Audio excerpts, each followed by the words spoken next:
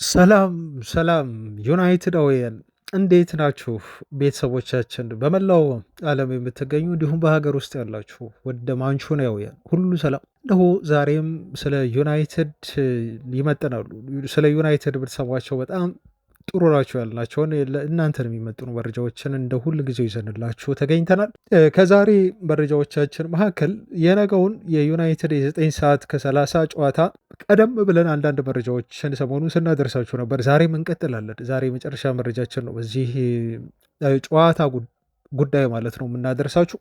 ስለ ቡድኑ መስማት ያሉባችሁን ምን ተባለ፣ ሩበን አሞሪም በትላንት ጋዜጣዊ መግለጫቸው ላይ ምን አሉ ስለ ጨዋታው የሚለውን እንዲሁም የኔ ጨዋታ ግምቴን እነግራችኋለሁ፣ ውጤቱ ምን ሊሆን ይችላል የሚለውን። እናንተም ግን ወደ ቀጣይ ከማስታወቂያ በፊት ዜናዎችን በነገው ጨዋታ ውጤት ምን ትጠብቃላችሁ? ቶተንሃም ነው። ቶተንሃም የበላይነቱን ይዞብናል። በባለፉት 7 ጨዋታ ዩሮፓ ሊግን አሳጥቶናል። በተከታታይ ነው ቶተንሃም ዩናይትድን ያሸንፈው። እንደው ነገ ምን ትጠብቃላችሁ ከዚህ ውጤት? ዩናይትድ ያሸንፋል ብላችሁ እንደው በደንብ ነው ይህን ጨዋታ የምትጠብቁት? እርግጠኛ ናችሁ? ቤተሰቦቻችን እስቲ ሀሳብ አስተያየቶቻችሁን እና ስለ ጨዋታው ያላችሁን ግምት በኮሜንት እንድታሰፍሩ ጠይቃለሁ። ከዚህ ጨዋታ ውጪ የተያዙላችሁ በርካታ መረጃዎች አሉ። ሩበን አሞሪም ስለ ክርስቲያኖ ሮናልዶ አስተያየት ተጠየቀ። ትላንት ምላሽ ሰጥቶበታል። ከዛ ውጪ ክርስቲያኖ ሮናልዶ የተናገራቸው በጣም አነጋጋሪ ነገሮች አሉ። ይሄ ኢንተርቪው መነጋገሪያ ሆኗል። ለምሳሌ ስለ ሮኒ ተጠይቆ፣ ስለ ዴቪድ ቤካም ተጠይቆ፣ ስለ ግል ሁኔታውም እንዲሁም ስለ ዲያጎ ጆታ ሁሉ ቀብር ስነስርዓት ላይ ለምን እንዳልተገኘ የሰጠውን ምላሽ ብቻ የክርስቲያኖ ሮናልዶን መነጋገር የሆነ አንዳንድ ጉዳዮችን አንስተን እናወራለን። ወደ ክለባችን ዩናይትድ እንዲሁ እንመለስና የዩናይትድ ቅድመ ዝውውር ዜናዎችም አሉ። በተለይ ዛሬ ስለ ኮቢ ሜሮ እንዲሁ አተኮሬ ማውራት እፈልጋለሁ። ዩናይትድ ቤት ውስጥ ቤተሰቦች በጥር የዝውውር መስኮት ላይ እንቅስቃሴዎች ያሉ ይመስላሉ። በተለይ አማካይ ተጫዋች የመምጣት እድል አለው ብዬ አሁን እያመንኩ መጥቻለሁ። ለምንድን ነው ይሄን ያልኩት? ኮቢ ሜኖ ወደ አንድ ክለብ ሊሄድ ሊያመራ የተቃረበ ይመስላል። ወዴት ነው የሚሄደው? ለምንስ ነው ኮቢ ሜኖ ዩናይትድን የሚለቀው? የእሱ ዩናይትድን መልቀቅ እንቅስቃሴ ውስጥ መግባትና መቃረብ ደግሞ ምን ይነግረናል የሚለውን 2 ነጥቦች ያነሳላችኋለሁ። በጣም ወሳኝ የሆኑ 2 ነጥቦች በዚህ ጉዳይ ላይ ቤተሰቦች። የቅድመ ዝውውር ዜናን እንዲሁ በተመለከተ ከኮቢ ሜኖ ውጭ አማካይ ዜና አለኝ። ከዛ የማርክ ጉሂም ዜና አለ። ዩናይትዶች ይህን ተጫዋች ዝውውር ለመጥለፍ ተጨባጭ እንቅስቃሴ ያደርገዋል ተብሏል። ምንድን ነው እሱን ትሰማላችሁ። ብቻ አብራችሁኝ ስትሆኑ ፋሚሊዎች፣ ሌሎችም በርከት ያሉ መረጃዎችን በውስጥ ታገኛላችሁ። አብራችሁኝ ቪዲዮ ላይክ እያደረጋችሁ እንድትቆዩ በታላቅ አክብሮት ነው መጋብዘው። መልካም ቆይታ። 11ኛው ሳምንት የእንግሊዝ ፕሪምየር ሊግ ጨዋታዎች ነገ መካሄዳቸውን ይቀጥላሉ። ከቀናት ጥበቃ በኋላ ከ5 ቀናት እረፍት በኋላ እንዲሁ ዩናይትዶች ጨዋታቸውን በማድረግ ይመለሳሉ እና ዩናይትድን የምናይበት ጨዋታ ነው ነገ። በጣም እንደናፈቃችሁት ተስፋ አደርጋለሁ። ሚድዊክ ላይ ያው ጨዋታ እያደረግን አይደለም። ዩናይትድ በየትኛውም የአውሮፓ መድረክ እየተሳተፈ አለመሆኑን ተከትሎ በዛ ምክንያት የነገው ጨዋታ በጉጉት የምትጠብቁት መሆኑ ግልጽ ነው እና ዩናይትዳውያን እስቲ ሁላችሁም ስለ ጨዋታው ያላችሁን ሀሳብ እንዲሁም ግምታችሁን እንድታሰፍሩ አሁንም በድጋሚ እየጠየቅ እኔ የግል ጨዋታውን እንዲሁ መልከታዬን፣ ከዛ ውጭ ደግሞ ስለ ቡድናችን መስማት ያሉባችሁ ከጨዋታው በፊት ምን ተባለ ስለሚለው ስለ ጨዋታ የሆነ ነገር አውቃችሁ እንድትመለከቱ ለማድረግ ከዚህ በኋላ ሞክራለሁ። ዩናይትድ 9 ከ30 ነው የሚያደርጉ ይህን ጨዋታ። የምሳ ሰዓት ጨዋታ እየበዛበት ነው። እውነት ለመናገር የእንግሊዝ ፕሪሚየር ሊግ እግር ኳስ ማህበሩን ዩናይትድ ሁሉ ሳይቀር ጥያቄ አቅርበዋል። ብዙ ጨዋታዎች ምሳ ሰዓት ላይ እንድናደርግ ፕሮግራም ወጥተውልናል በሚል ቅሬታ አቅርበዋል። የምሳ ሰዓት ጨዋታ ብዙ ጊዜ እንግዲህ ጥሩ አይሆንም ለተመልካችም ለተጫዋቾችም ብሎ ማለት ይቻላል። አሁን ሰዓቱ ወደ 1 ከፍ ስላለ ነው እንጂ ኦልሞስት በድሮ ፎርማት የ8 ሰዓት ተኩል ጨዋታ በሉት፣ ግን ነገ ያው 1 ሰዓት ስለጨመረ የ9 ሰዓት ከ30 ጨዋታ ይሆናል። 9 ተኩል እናደርጋለን። ኤቨርተን ከፉልሃም 12 ሰዓት፣ ዌስትሃም ከበርንላይ 12 ሰዓት፣ ሰንደርላንድ ከአርሰናል እንዲሁ 2 ሰዓት ከ30 በጣም ተጠባቂ ጨዋታ ነው። ይህም 5 ሰዓት ላይ ምሽት ቼልሲ ከወልቭስ የሚጫወቱ ይሆናል። እሁድ 11 ሰዓት ክሪስታል ፓላስ ከብሬንትፎርድ፣ እንዲሁም አስቶን ቪላ ከበርንመዝ፣ ብሬንትፎርድ ከኒውካስል እና ኖቲንግሃም ከሊድስ በተመሳሳይ 11 ሰዓት አራቱም ጨዋታዎች ይደረጋሉ። ምሽት 1 ሰዓት ከ30 ነገ ማንቸስተር ሲቲ ከሊቨርፑል የሚያደርጉት ጨዋታም እንግዲህ የነገ ጨዋታ ነው ማለት ነው። ወደ ክለባችን ዩናይትድ መረጃዎችን ማድረስ ስንቀጥል ይሄ ጨዋታ ለዩናይትድ በጣም በጣም ጠቃሚ ነው። ታውቃላችሁ ቤተሰቦች፣ ለምንድን ነው ጠቃሚ የሚሆንበት ምክንያት? በፎረስት ነጥብ ጥለናል። ቶተንሃምን አሸንፈን ቶፕ ፎር ለመግባት ሲሪየስ የሆነ ተፎካካሪ መሆናችንን ማሳየት መቻል አለብን። አይኖ አውቃለሁ ጨዋታው አዌ ነው። ቶተንሃም ደግሞ የሚናቅ ክለብ አይደለም። ከዚህ በፊት ካደረግናቸው ጨዋታዎች መካከል ደግሞ ስታቱን ሰሞኑን ስነግራችሁ ነበር። ከ10ሩ ጨዋታዎች ቶተንሃሞች ያሸነፉን 6ቱን ጨዋታ ነው። አንዱን አቻ ወጥተናል። አይ ቲንክ ቶተንሃሞች 6 አሸነፉን፣ አንዱን አቻ ወጣን፣ 3ቱን ማንቸስተር ዩናይትድ አሸነፈ። ካለፉት 10 ጨዋታዎች ማለት ነው። ካለፉት 7 ጨዋታዎች ደግሞ ምንም አላሸነፍናቸውም። በተለይ የዩሮፓ ሊጉን ፋይናል እንግዲህ በሁላችሁም የዩናይትድ ደጋፊዎች ልብ ውስጥ ያለ ጨዋታ ይመስለኛል። ፍጹም ልባችሁን የሰበረ ማትረሱት ጨዋታ ማለት ነው። እዚህ ጨዋታ ላይ እንግዲህ ዩናይትድ ማሸነፍ ነበረበት። የገባ ጎል ሁሉ ቫንደቤን አውጥቶብን ነው እንግዲህ ይዛለት ጨዋታውን ማሸነፍ ወይም ያልቻሉ አቻ መውጣት ወይም ለተጨማሪ እንዲሁ ደቂቃዎች መብቃት የምንችልባቸው እድሎች ነበሩ እና እዛ ጨዋታ ላይ ዩናይትድ እድለኛ አልነበረም። አሁን ያን ጨዋታ የሚበቀልበት ጊዜ ነው። ቶተንሃም የበላይ ሆኖብናል። ከዚህ በፊት ብራይተን የበላይ ሆኖብን የብራይተንን የበላይነት ሰብረናል። ከዚህ አምና እንዲሁ ኖቲንግሃም ፎረስት ከዩናይትድ ብዙ ነጥብ ወስዶ ነበር። ዘንድሮ ቢያንስ አዌ እንኳን ነጥብ ወስደናል። በሜዳችን ነጥብ ደግሞ እንወስዳለን ብለን እናስባለን። እንዲሁም አምና ሊቨርፑል ዩናይትድ ላይ የበላይነት ወስዶ ነበረ በሜዳውም ከሜዳውም ውጭ። ዘንድሮ ደግሞ ኢቨን በሊቨርፑል ሜዳ ሁሉ ሄደን ነጥብ መውሰድ ችለናል።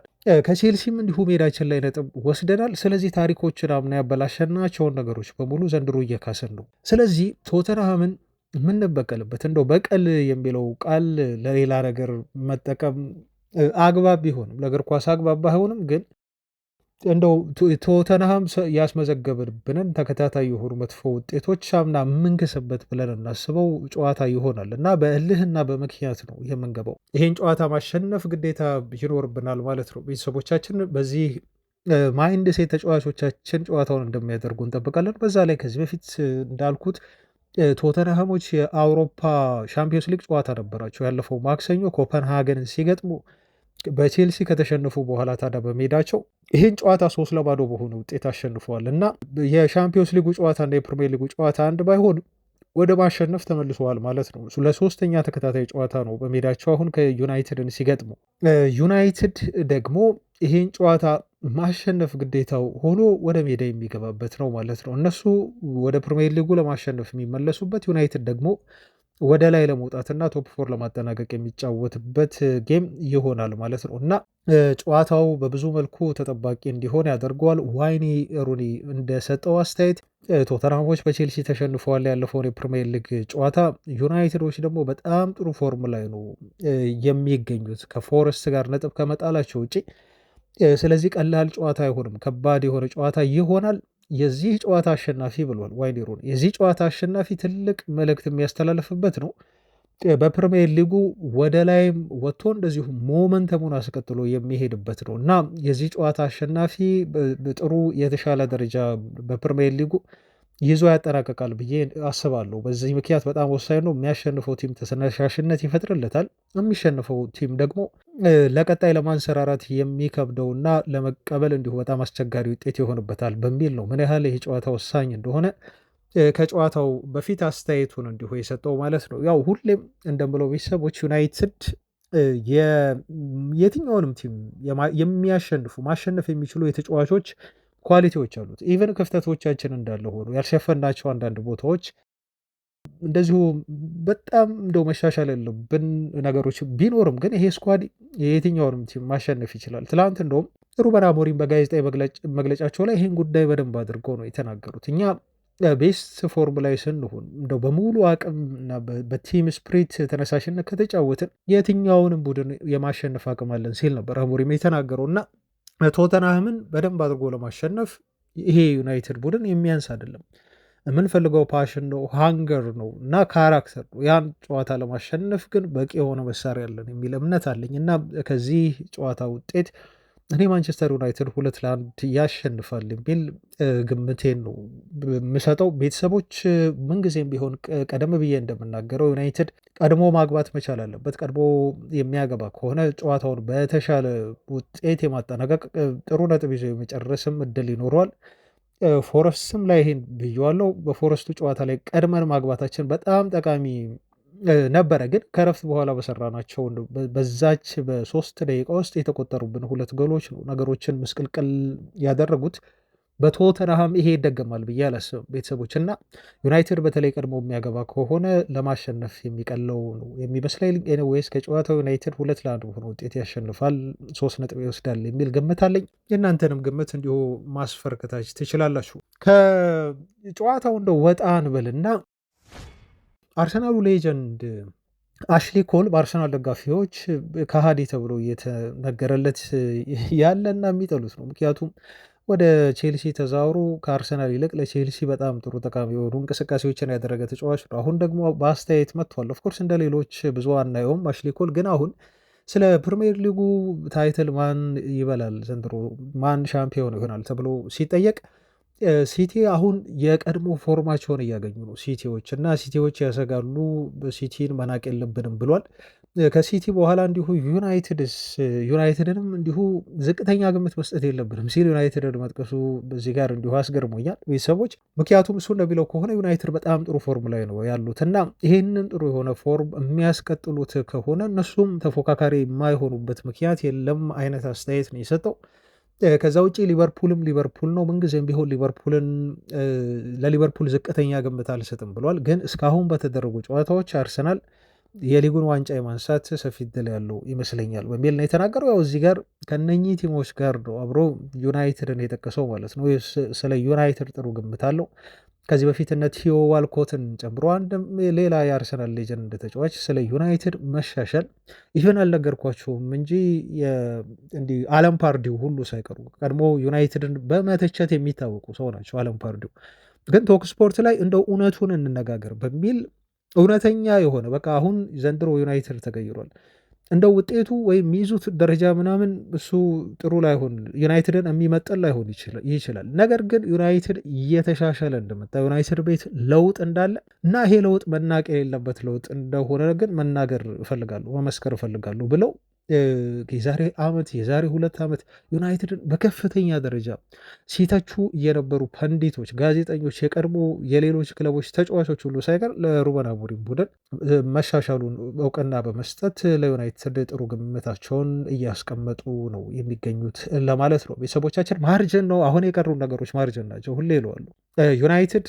ምናልባት ባለፈው ክረምት የዝውውር መስኮት እንደው የአማካይ ክፍሉን አጠናክሮ ቢሆን ኖሮ ይሄኔ የምናወራው ምናልባት ስለ ታይትል ነበር፣ ስለ ዩናይትድ የፕሪሚየር ሊግ ዋንጫ ተፎካካሪነት ነበር እንጂ ቶፕ ፎር ውስጥ ገብቶ ስለማጠናቀቅ የምናወራበት ጊዜ ይሆናል ብዬ እንዲሁ አላስብም ነበር። ግን ኤኒዌይስ አሁን ያ ነገር አልፏል። ክለቡ የአማካይ ክፍሉ ለማጠናከር እና አንዳንድ ቀዳዳዎቹን ለመሸፈን እንዴት አድርጎ እየሰራ እንደሆነ ትላንት ባደረስኳቸው ዜና ላይ ዊልኮክስ የተናገሩትን ቃለ መጠይቅ በደንብ ነግሬያቸዋለሁ።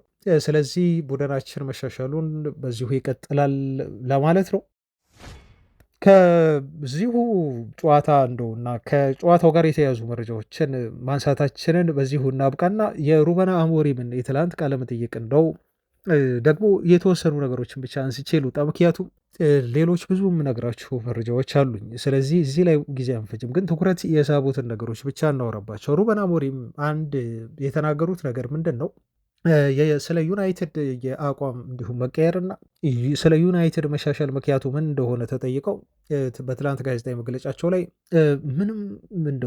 ምንም የተለወጠ ነገር የለም አሞሪም። ምክንያቱም ስንዘጋጅ የነበረው አምና አሁን በምንዘጋጅበት መልኩ ነው እና በዝግጅት ላይ እንዲሁ ምንም ያደረግነው አዲስ ነገር የለም፣ አዲስ ለውጥ የለም ከአዳዲስ ፈራሚዎች ውጭ ነው ያሉ ሩበን አሞሪም። እና አንዳንድ ጊዜ ክሊክ ያስፈልጋል ነው ቢለው አሞሪም። ክሊክ በቃ የሆነ ስኬታማ እንድትሆን የሆነም ያነሳሳህ የሆነ ነገር እና አሁን እዛ ተነሳሽነት ላይ ነው የምንገኘው። የሚያነሳሳንን ጥሩ ነገር አግኝተናል። ስንዘጋጅ ሁሌም ቢሆን በተመሳሳይ መንገድ ነው የምንዘጋጀው። ስንሰራም ቢሆን በተመሳሳይ መንገድ ነው ስራችንን የምንሰራው። ግን አንዳንድ ጊዜ መስራት ብቻ ዋጋ የለውም። ስለዚህ ከስራህ ጋር አብሮ እድል ያስፈልጋል እና ታለንት ያለው ቲም ነው ያለን። በዩናይትድ ቤት በጣም ብዙ ታለንት ያላቸው ተጫዋቾች አሉ። የሚያስፈልጋቸው እነኚህ ተጫዋቾች ፖዘቲቭ መሆንና ኮንፊደንስ ነው፣ ራስ መተማመን ማለት ነው። ይሄ የሚኖረን ከሆነ ዩናይትድ በቂ የሆኑ ተጫዋቾች ባሉን ውጤታማ የማንሆንበት ምክንያት የለም እና እድልም በእግር ኳስ ያስፈልጋሉ። ለዛ ነው ዩናይትድ አሁን የተሻሻለው የሚል አስተያየቱን ሩበን አሞሪም ሰጥቷል። ከዛ ውጭ ስለ ጸጉራሙ ልጅ እንዲሁም ተጠየቀ። እንደው ይህ ጸጉራሙ ሰው ዘ ዩናይትድ ስትራድ ተብሎ ነው እንግዲህ በዚህ ስሙ ነው የሚታወቀው፣ ያው በቲክቶክም ላይ ባለው ስም ማለት ነው። እና መቼ ነው ይሄ ሰው ጸጉሩን የሚቆረጠው ተብሎ ሲጠየቅ አሞሪም በከፍተኛ ደረጃ ከሳቀ በኋላ አንድ ቀን ከዕለታት አንድ ቀን ያው መቆረጡ አይቀርም ብሎ ሩበን አሞሪም ይሄን ምላሽ ሰጥቷል እየሳቀ። ከዛ ውጭ ደግሞ እንደው የአንዳንድ ክለብ አድሚኖች እኔ ያዝናኑኛል። ይሄን ነገር በእግር ኳስ በጣም እወደዋለሁ በነገራችሁ ላይ ማለት ነው። እንደው ዩናይትድን ትሮል ባያደርጉም ስለ ዩናይትድ ቢስቁም፣ ያው ትሮል ታውቃላችሁ እንግዲህ ፈን ማድረግ ነው እና ሴልታ ቪጎዎች ትላንትና ያደረጉትን ነገር ታውቃላችሁ። በአውሮፓ ውድድር ነበራቸው፣ አዌ የተጫወተው አሸነፉ 3-0 መሰለኝ አይ ቲንክ ያሸነፉት። ይሄ ጨዋታ ተከታታይ 5ኛ ጨዋታቸው ነው ሲያሸንፉ ሴልታ ቪጎዎች ማለት ነው። እና በማህበራዊ ድረገጻቸው ላይ የዩናይትዱን ደጋፊ አንድ በፀጉር አድርገው ከዩናይትድ ማሊያ ጋር ማለት ነው፣ ሌላኛውን ደግሞ የራሳቸውን የሴልታ ቪጎን ማሊያ አልብሰውት ግን ፀጉሩን ተላይቶ አድርገው ለውጡን ተመልከቱ። የዩናይትድ ደጋፊ ስትሆኑና የሴልታ ቪጎ ደጋፊ ስትሆኑ ለውጡ ይሄ ነው በማለት ምናልባት ይሄ ሰው የሴልታ ቪጎ ደጋፊ ቢሆን ኖሮ ይሄን ፀጉሩን ተቆርጦ እንደነበረ በዚህ መልኩ ፈና አድርገዋል ማለት ነው። እኔ እንደዚህ አይነት ነገሮች እንደው ሁል ጊዜም ቢሆን በእግር ኳሱ መለመድ መቻል አለባቸው። ሁሌ ትችት፣ ሁሌ የሆነ ነቀፌታ በዩናይትድ በምወደው ክለብ ነው አሁን የመጡት ትሮል ያደረጉት አሁን ዩናይትድን ነው አይደል? ግን በጣም የሚያዝናና ጉዳይ ነው እና እኔ በጣም ነው ፈገግ ያሰኘኝ ማለት ነው። እና አድሚኑን አፕሪሼት አደረጉት፣ ትኩረት አገኘ፣ ብዙ ሚዲያዎች መነጋገሪያ አደረጉት ጉዳዩን ማለት ነው። አውቃለሁ የሌሎች ክለቦች አድሚኖች ይሄን ሆን ብለው ነው የሚያደርጉት። ምክንያቱም ስለ ዩናይትድ ካወሩና እንደው ስለ ዩናይትድ የሆነ ነገር ካሉ ትኩረት እንደሚያገኙ ያውቃሉ። ስለዚህ ያን ነገር ያደርጉታል ማለት ነው። እና ስፔን ውስጥ ያሉ አንዳንድ አድሚኖች በተለይ የአንዳንድ ክለቦች የሲቪያውን አድሚን ሁሉ ጨምሮ አሁን ደግሞ የሴልታ ቪጎ አድሚን ጥሩ ትላንት የእግር ኳስ ቤተሰቡን አዝናንተዋል ማለት ነው። እኔም አዝናንቶኛል። ቅር ያላችሁ ደጋፊዎች ልትኖሩ ትችላላችሁ፣ ግን ፖዘቲቭሊ እኔው ለማለት ነው። ያው አያይዤ ከዚሁ ጨዋታ ጋር እንዲሁ ልንገራችሁ በሚል ነው። እንቀጥል ቤተሰቦች፣ መረጃዎቻችን ይቀጥላሉ። ብዙ በርካታ መረጃዎች ገና ያልተነኩ አሉን። እናንተም ቪዲዮውን ላይክ ማድረጋችሁን ፋሚሊዎች አትዘንጉ። ወደ ትላንቱ የአሞሪም ጋዜጣዊ መግለጫ መለስ አለን። ምክንያቱም ከክርስቲያኖ ሮናልዶ አስተያየት ጋር በተያዘ እንዲሁ ጥያቄ ቀርቦለት ነበር። ሩበን አሞሪም ክርስቲያኖ ሮናልዶ በትላንት መረጃችን ላይ እንዳልነው ፒርስ ሞርጋን በጠየቀው ኢንተርቪው ላይ ቁጭ ብሎ ለምሳሌ አሁን ዩናይትድ ምንድን ነው የገጠመው ብሎ ሲጠይቀው በዩናይትድ ቤት ያለውን ነገር እንደው አጠቃላይ ጠቅላላ አድርጌ ስነግራችሁ ካልቸሩ መቀየር አለበት ዩናይትድ ብሎ ነበር ሮናልዶ የመለሰው። ትልቁ ችግር የክለቡ ባህል አሁን ጥሩ ነገር ላይ አይደለም እና በጥሩ ሰዎች እጅ አይደለም ብሎ ነበር ሮናልዶ የተናገረው። ፕላስ ሩበን አሞሪም ደግሞ የቻለውን እየሰራ ነው እና ሚራክል እንዲሰራ ነው ወይ ተአምር እንዲሰራ ነው ወይ አሞሪም የምጠብቁት? ይሄ ሊሆን ፈጽሞ አይችልም። በቻለው አቅም ግን ጥሩ ነገር እየሰራ ነው ብሎ ለሀገሩ ሰው አብረው ለብሔራዊ ቡድን ሁሉ ተጫውተዋል። ታውቃላችሁ ይህን ከፖርቱጋል ብሔራዊ ቡድን ጋር አብረው ሩበን አሞሪም እና ክርስቲያኖ ሮናልዶ ማለት ነው። እና አሞሪምን በደንብ ነው ዲፌንድ ያደረገው ሮናልዶ።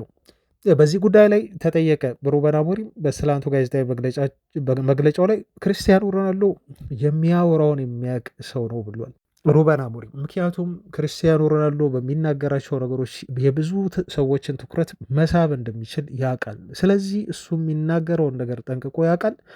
እሱ እንደተናገረውም ከዚህ በፊት ዩናይትድ ቤት ጥሩ ትክክል ያልነበሩ ነገሮች አሉ፣ ያን እያሻሻልን ያን ነገር ለመቀየር እኛም ጠንክረን እየሰራን ነው በሚል ምላሽ ሰጥተዋል ማለት ነው ሩበን አሞሪም ከሮናልዶ ቃለመጠይቅ ጋር በተያያዘ።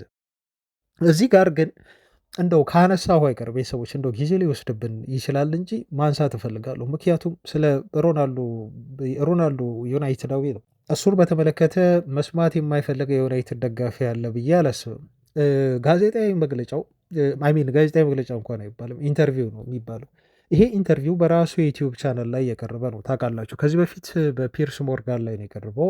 አሁን ደግሞ በራሱ በዩቲዩብ ቻናሉ ላይ ነው እና በጣም አነጋጋሪ የሆኑ ነገሮችን ሮናልዶ ተናግሯል። አሁን እነሱን ነው የምናየው። በጣም ወሳኝ ወሳኝ የሆኑትን የሚያነጋግሩትን እኒህ ፋሚሊዎች በዚሁ ካነሳነው አይቀር ማለት ነው። ለምሳሌ አሁን አንዱ ስለ ሮኒ ተጠየቀ። ፒርስ ሞርጋንም ሆን ብሎ በጣም የሚያነጋግሩ ጥያቄዎችን ነው ይዞለት የመጣው። ያለ ሮናልዶ እውቅና ደግሞ እነኝን ጥያቄዎች ይዟቸው ይመጣል ብዬ አላስብም። መታየታቸው መገምገማቸው አይቀርም ጥያቄዎቹ። ለምሳሌ አሁን ዋይኒ ሮኒ በይፋ ይህን ተናግሯል። ታውቃላችሁ ቤተሰቦች፣ ሊዮኔል ሜሲ ከክርስቲያኖ ሮናልዶ በላይ ነው ብሎ ተናግሯል። ክርስቲያኖ ሮናልዶን ግን እንደሚያከብረው ጠቅሶ ማለት ነው። ስለዚህ ጉዳይ ተጠየቀ። ፒርስ ሞርጋን ሮኒ እኮ ሜሲ ከአንተ የተሻለ ነው ብሎ ተናግሯል ብሎ ሲለው ሮናልዶ ምንም ችግር የለውም እንደዛም ካለ ብሏል። የሚፈልገውን ነገር ሮኒ መናገር ይችላል። እኔ ለምን ሮኒ እንደዚህ ተናገረ ብዬ እንዲሁ ልቆጣ አልችልም አይነት ነገር የሚለው አሁን ባገኘው ሮኒን አቅፌ ነው ሰላም የምለው እና ሮኒ ጥብቅ ጓደኛዬ ነው እሱ ላይ ቅሬት እንደዛ በማለቱ እሱ ላይ ምንም አይነት ቅሬታ የለኝም በሚል ክርስቲያኖ ሮናልዶ በጣም ሰከንድ ባለ መልኩ ምን ላይ ሰጥቷል። አብረው ከዚህ በፊት በዩናይትድ ቤት እንደተጫወቱ ታውቃላችሁ።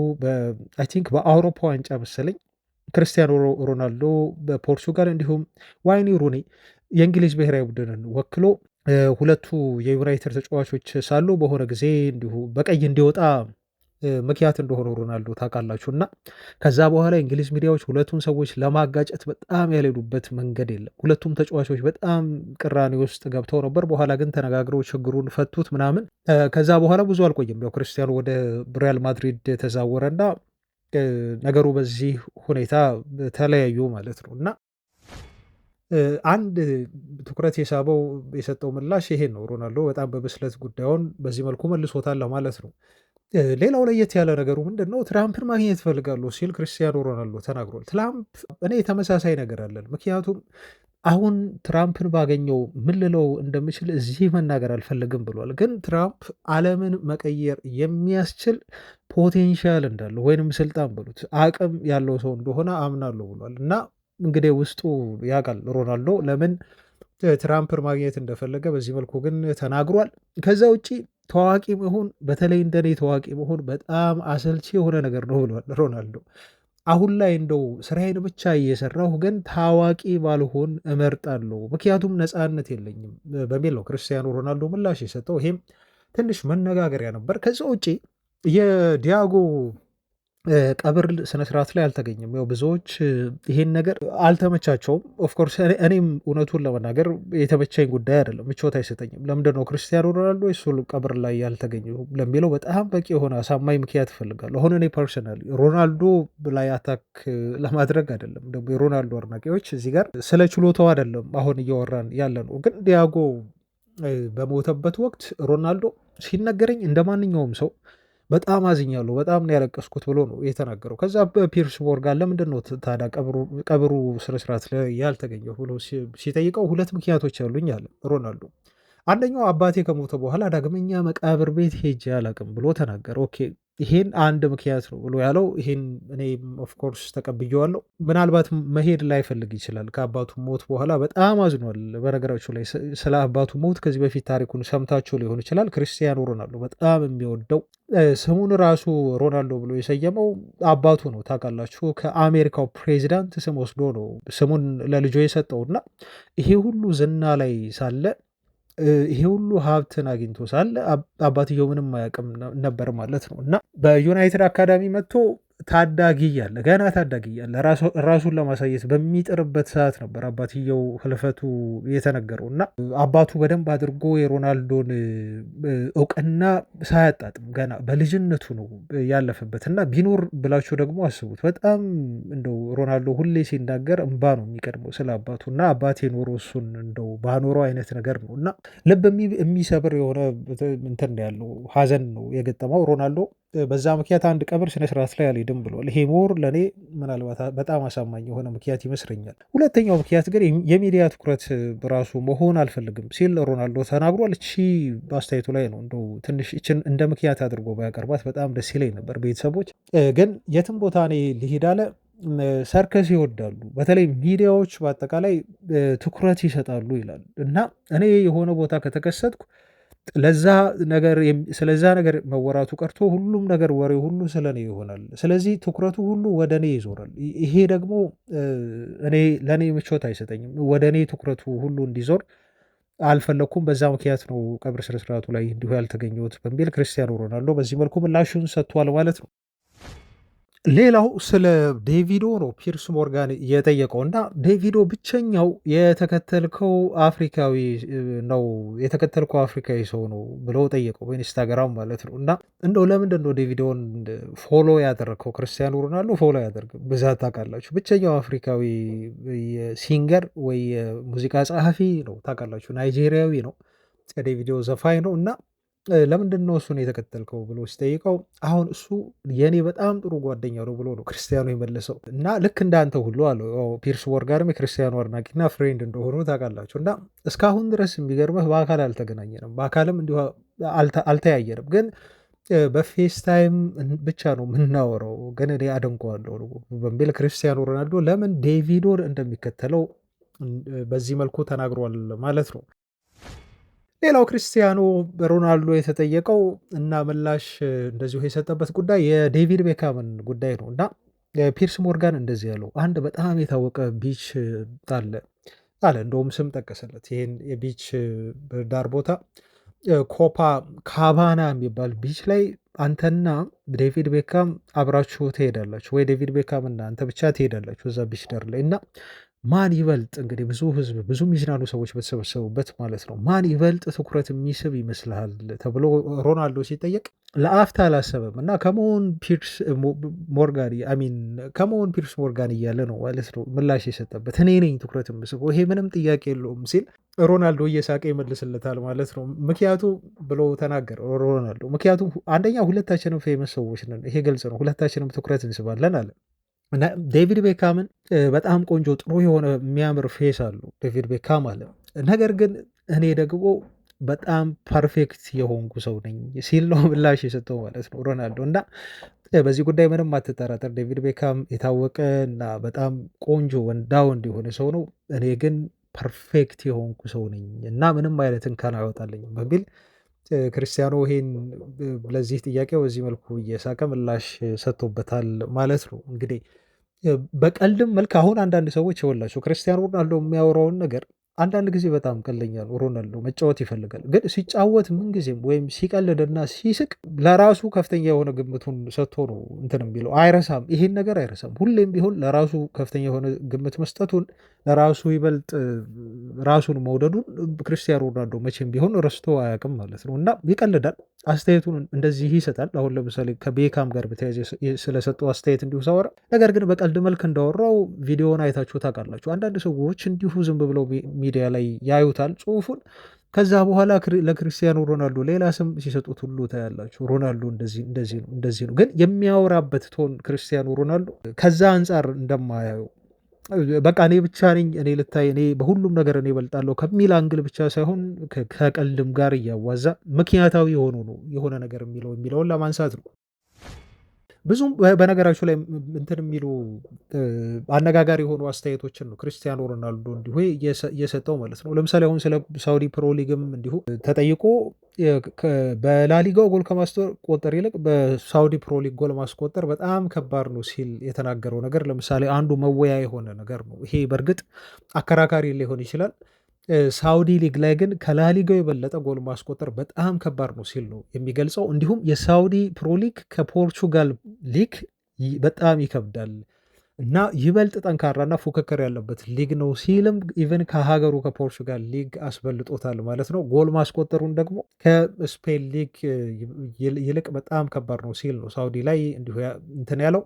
ከዛ ውጭ የፉክክር መንፈሱን ደግሞ ፈረንሳዩ ሊግ ዋን ይበልጥ ፉክክር የሚታይበት ሊግ ነው ብሎ ነው እንግዲህ ሶስቱን ሊጎች ያነጻጸረው ማለት ነው። እና ለሱ የዓለማችን ምርጡ ሊግ እንደ ክርስቲያኖ ሮናልዶ ግምት ከሆነ ባይናገረውም የእንግሊዝ ፕሪሚየር ሊግ ነው ማይነካው እንጂ የስፔን ስፓኒሽ ላሊጋ እንዲሁም የራሱ የሀገሩ ፖርቹጋል እና የፈረንሳይ ሊጎች በተሻለ ደረጃ የሳውዲ ሊግ በሆነ መንገድ ጥንካሬ ያለው ብሎ ክርስቲያኖ ሮናልዶ ያምናል ማለት ነው። ለዚህ እንደ ትልቁ ምክንያት የሚያቀርበው ሮናልዶ የሙቀት ደረጃው ነው ማለት ነው። 40 ዲግሪ ሴልሲየስ ላይ አንድ ሰው እንኳን እግር ኳስ መጥቶ ሊጫወት አሁን እኔን የሚተቹኝ በሳውዲ ፕሮ ሊግ ይሄን ያህል ጎል እያስቆጠረ ደግሞ ሮናልዶ ያወራሉ ይህ ብለው የሚተቹኝ ሰዎች እስቲ ይምጡና በዚህ ሊግ ውስጥ ይጫወቱ እንኳን እግር ኳስን ሊጫወቱ ነው ያሉ ሮናልዶ። እና እንኳን እግር ኳስን ሊጫወቱ ቤታቸው ቁጭ ማለት ራሱ ቤት መቀመጥ በራሱ ቤታቸው በጣም ነው የሚከብዳቸው። ምክንያቱም ሙቀቱ በጣም እዚህ ከፍተኛ ነው። በ40 ዲግሪ ሴልሺየስ እየተጫወትኩ ነው ይሄንን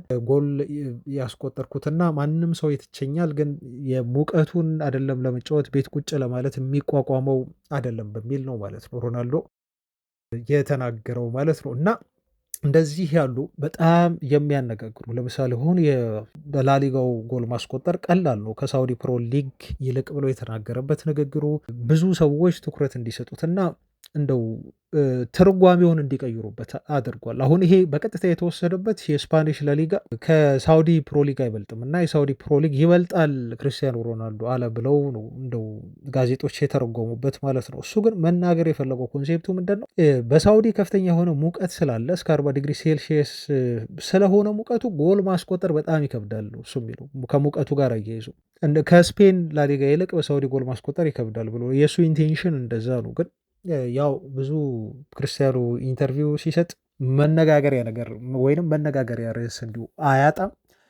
ፒርስ ሞርጋንም ይሄን ቃለ መጠይቅ በተለያዩ ክፍሎች ከለቀቀ በኋላ ስለሱ አንዳንድ ሰዎች እየወሰዳችሁ ንግግሩን ባልተገባ መልኩ እየተረጎማችሁ እና ያልሆነ ነገር ስለሱ እየተናገራችሁ ነው። በዚህ በጣም አዝኛለሁ። ውሸት እያሰራጫችሁበት ነው እና የውሸት ትርጓሜ እየሰጣችሁት ነው። ከኢንተርቪው ቆርጣችሁ እየወሰዳችሁ በዚህ በጣም አዝኛለሁ በሚል ፒርስ ሞርጋን ሳይቀር አስተያየቱን ሰጥቷል። በነገራችሁ ላይ ከፒርስ ሞርጋን ይልቅ የክርስቲያኖ ሮናልዶ ኢንተርቪዎችን አንዳንድ ምላሾችን እየቆረጠ በጽሁፍ ፋብሪሶ ሮማኖ ሰሞኑን በጣም ጥሩ ስራ አግኝቶበታል። እውነት ለመናገር በጣም ጥሩ ስራ እና ፋብሪሶ ሮማኖ የሱን ንግግሮች እየቆረጠ አንድ ንግግሩን በፖስተ ቁጥር ወደ 400 ሺህ ፕላስ እንዲሁ ወደ እስከ 500 ሺህ የሚጠጋ ላይክ በፌስቡክ እየሰራ ነው እና ይበልጥ ከፒርስ ሞርጋን ይልቅ ፋብሪሶ ሮማኖ ጥሩ ገንዘብ እየሰራበት ነው በክርስቲያኖ ሮናልዶ ቃለ መጠይቅ።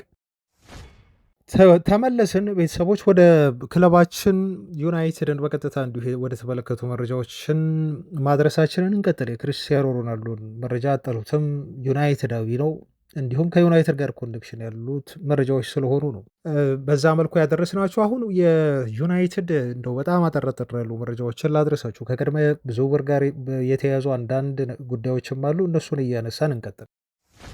ሩበን አሞሪም በጋዜጣዊ መግለጫቸው ላይ ሰሞኑን ስለሚወራ አንድ ነገር እንዲሁ ተጠየቁ። ከዝውውር ጋር የተያዘ ነው። የኮቢ ሜኖን ጉዳይ ነበር የተጠየቁት። አሁን እየተወራ ያለው ነገር ከዚህ በፊትም ብያቸዋለሁ፣ ቀላል መረጃ አይደለም። ይሄን መረጃ ትኩረት አድርጉበት ብዬ ኮቢ ሜኖ ወደ ናፖሊ ሊያመራ ተቃርቧል የሚሉ ሪፖርቶች ከጣሊያን ወጥተው ነበር። ከሚታመኑ የዜና ምንጮች ነው የወጡት እና እነኚህ መረጃዎች የሚናቁ አይደለም ብዬ ስላችሁ ነበር። እና እዚህ ጋር ማስመር የፈለግኩትና አንድ መናገር የፈለግኩት ነገር ምን አለው መሰላችሁ? ዩናይትድ ኮቢ ሜኖን የሚለቀው ከሆነ እና ከዚህ በፊት ልጁን አንለቀውም የሚል አቋም ይዞ ከነበረ ዩናይትድ ሁለት ነገር ነው እዚህ ጋር የምነግራችሁ። ከዚህ በፊት ልጁን አንለቀውም ብለው አቆይተውታል። ባለፈው ላይ በተደጋጋሚ ልጁ ለመሄድና በውሰት ለመጫወት ጥያቄ ቢያቀርብም ማለት ነው እንደሚፈልጉት ሲናገሩ ነበር ዩናይትዶች። አሁን ግን በራቸውን ክፍት አድርገው ናፖሊ ልጁን በውሰት እንዲወስደው እየተደራደሩ ከሆነ ዩናይትዶች ለማዛወር የተቃረቡት አማካይ አለ ማለት ነው። እዚህ ነገር ላይ ያስምሩልኝ ቤተሰቦች። ምክንያታዊ ሆነን እናስብ ብለን ካልን እና ሁሉንም እንቅስቃሴዎች እንደው በጣም በትኩረትና በዲቴል የምናይ ከሆነ ዩናይትዶች የእሱን ምትክ ሳያገኙ ወይ አማካይ እንደሚያስፈርሙ እርግጠኛ ሳይሆኑ ኮቢ ሜኖን ለናፖሊ የሚለቁት አይመስለኝም። ይሄ የግል ሀሳቤ ነው። ድምዳሜ ላይ እኔ በግሌ የደረስኩበት ጉዳይ ነው እና ኮቢ ሜኖ እየተወራ እንዳለው ወደ ናፖሊ የሚሄድ ከሆነ ዩናይትድ በጥር የዝውውር መስኮት አማካይ ያስፈርማሉ። ምንም ጥያቄ የለውም። በዚህ ጉዳይ ላይ አትጠራጠሩ። ማንን ነው ሊያስፈርሙ የሚችሉት? እሱን ወደፊት እያየን እንሄዳለን። ፍንጭም እናንተ ልታውቁ ትችላላችሁ። ሰሞኑን ካወራንባቸው ጉዳዮች አንጻር አንድ ይሄ ነው። ሁለተኛ ነገር ምን እረዳለሁ መሰላችሁ? በኮቢ ሜኖ ዩናይትድን መልቀቅ ፈቃደኛ መሆን እና ናፖሊዎች የውሰቱን አማራጭ በመግዛት የሚቀይሩበት እንዲሁ አንቀጽ አካተዋል ከዩናይትድ ጋር ሲደራደሩ ተብሎ መነገሩና ዩናይትድ የመሸጥ አማራጭ እንዲሁ ለናፖሊ ለመስጠት ፈቃደኛ መሆኑ ደግሞ ምን ይነግረኛል? ሩበን አሞሪም ለኮቢ ሜኖ ቦታ የለውም ማለት ነው። ይሄ 100% የተረጋገጠ ይሄንን ጉዳይ ነው የሚያረጋግጥልኝ። ብዙ ጊዜ እንደው ሲወራ ሩበን አሞሪም ለተጫዋቹ ቦታ ይሰጡታል። አንዳንዶች እንደውም አሞሪምን እስከ መተቸት ሁሉ ደርሰዋል። አሞሪም እኮ ለኮቢ ሜኖ ጥሩ ነገር እያደረግለት አይደለም፣ እንደውም ወደ ፐርሰናል ሁሉ ይቀይሩታል። ፐርሰናል ችግር ያለባቸው ሁሉ ይመስለኛል ሲል አንድ የቀድሞ ተጫዋች ሁሉ ተናግሯል። እና አሁን ይሄን ነገር እኔ ምን ብዬ እንድደመድም ነው የሚያደርገኝ እውነት ዩናይትድ እሱን ልክ እንደ ሆይላንድ ሁሉ የመሸጥ አማራጭ አካቶ ወደ ናፖሊ የሚልከው ከሆነ ተጫዋቹ የሩበን አሞሪም እቅድ አካል አይደለም ማለት ነው። በዚህ አምናሉ ቤተሰቦቻችን። ወይንም ደግሞ የሩበን አሞሪም እቅድ አካል ሊሆን ይችላል፣ ነገር ግን አሁን ጊዜው አይደለም ብሎ አሞሪም ያስባል ማለት ነው። ሞስት ፕሮባብሊ ግን ለአሞሪም አጫወት የሚሆን ተጫዋች እንዳልሆነና የአሞሪም የረዥም ጊዜ እቅድ እንዳልሆነ ኮቢ ሜኖ በደንብ አድርጎ ይሄ ጉዳይ ያረጋግጥልኛል። ስለዚህ አሁን እነኝን ሁለት ነገሮች ከነገርኳችሁ ትላንት ተጠይቀው ነበር ሩበን አሞሪም እና ምን የሚል ምላሽ ሰጡ? ምን የሚል ምላሽ ሰጠ አሞሪም የሚለውን ስናይ ኮቢ ሁል ጊዜም ቢሆን ጠንክሮ ልምምድ ያደርጋል አለ አሞሪም እና ይሄ ተጫዋች በልምምድ ወቅት በሚያሳየው ነገር የመሰለፍ እድል የመጫወት እድል ማግኘት እንዳለበት ከሚያምኑ ሰዎች እኔም አንዱ ነኝ እና መሰለፍ አለበት ብዬ አምናለሁ ልምምድ ወቅት ላይ በሚያሳየው ነገር አለ አሞሪም። ነገር ግን እኔ እሱን በቋሚነት እንዲሁ ለማሰለፍና እሱን ለማጫወት አንድ ተጫዋች ከቲሙ ውስጥ መቀነስ አለብኝ። እሱም ማለት ያው አማካይ ስፍራ ላይ ነው። ቤተሰቦች ልብ በሉ። ወይ ብሩኖ ፈርናንዴዝን አሊያም ደግሞ ካዛሜሮን ከቡድኑ መቀነስ አለብኝ ነው የሚለው ሩበን አሞሪም። ይሄንን ነገር ግን እኔ ላደርግ አልችልም፣ ምክንያቱም ሁለቱም ተጫዋቾች ጥሩ እየሰሩ ነው፣ ለቡድናችን ይበልጥ ጠቃሚ ናቸው ነው የአሞሪም ድምዳሜ። ስለዚህ ካሳሜሮን አስቀምጬ ሜኑን ላሰልፍ አልችልም፣ ብሩኖ ፈርናንዴዝን አስቀምጬ ሜኑን ላጫውት ወይም ላሰልፍ አልችልም በሚል ይሄን ምክንያት ነው ማለት ነው ያቀርበው እና እንደ ሩበን አሞሪም ንግግር ከሆነ አይ ቲንክ የዩናይትድ ደጋፊም ጥያቄ የሚዲያውም ጥያቄ ይመስለኛል እንደው በእናንተ በኩል ሆኜ ሳወራ እና እንደኔም ሳስበው ቋሚ ሆኖ ይሰለፍ አይደለም የብዙዎቻችን ጥያቄ። እንዲሁ ልጁ የመጫወት እድል ትንሽም ቢሆን 20 ደቂቃ ቢሆን የመጫወት እድል ለምን አያገኝም ነው። ይሄን ቢያደርግ ኖሮ አሞሪም ብዙዎች በሱ ዙሪያ አሁን ጥያቄ አያነሱበትም። ግን ደግሞ እውነት ለመናገር አሞሪምን የምንደግፍበት ደግሞ በአለፉት ጥቂት ጨዋታዎች ላይ ኮቢ ሜኖ ለዩናይትድ ተቀይሮ ቢገባም ለውጥ እንደሌለውና ዩናይትድን የተሻለ ቲም ሊያደርገው እንደሚችል ማረጋገጫ ለማየቴ ነው። ተቀይሮ በገባባቸው ያለፉት ጨዋታዎች በተለይ አንዳንድ ጨዋታዎች ላይ ማለት ነው። እርግጠኛ አይደለሁም ልክ እንደ ካዛሜሮ ለተከላካይ መስመሩ ሽፋን ስለመስጠቱ ልጁና ሚናውን በአግባቡ ስለመወጣቱን እርግጠኛ አይደለሁም። ይህን ሳይ ደግሞ ለአሰልጣኙ አጨዋወት የሚስማማ ተጫዋች አይመስለኝም ልጁና አሁን እዚህ ጋር ለክለቡም ለተጫዋቹም በጣም ጠቃሚ የሆነው ነገር ምንድን ነው? ልጁን በውሰት መስጠት ነው ለ6 ወራት ማለት ነው። ከእንግሊዝ ዌስትሃም በየጊዜው በቋሚነት የመሰለፍ እድል እንሰጥሃለን፣ ይሄንን እኛ እናረጋግጥልሃለን ብለው ነው ጥያቄ ያቀረቡለት። እንዲሁም ናፖሊ ታውቃላችሁ በቋሚነት ሁሉ ሊያስፈርመው ፍላጎት አለው። ወደ ናፖሊ መሄድ የፈለገበትም እሱ ምክንያት አለው። የቀድሞ የዩናይትድ ተጫዋቾችን አማክሮ ከነሱ ጥሩ ፌድባክ ስላገኘ ነው እና ለክለቡ ለዩናይትድ የሚሻለው የዚህን ተጫዋች ችሎታ እንደው አሁን እኔ በግሌ የደረስኩበት ድምዳሜ እና ክለቡም ያመነበት ነገር ይመስለኛል ልጁ ታለንቱን ቁጭ ብሎ ከሚያባክን ሩበን አሞሪም በዩናይትድ ቤት እስካለ ድረስ ብዙም ትኩረት ስለማይሰጠውና የመጫወት እድል ስለማያገኝ ቢወጣ ከዩናይትድ ለሱም የተሻለ ነው።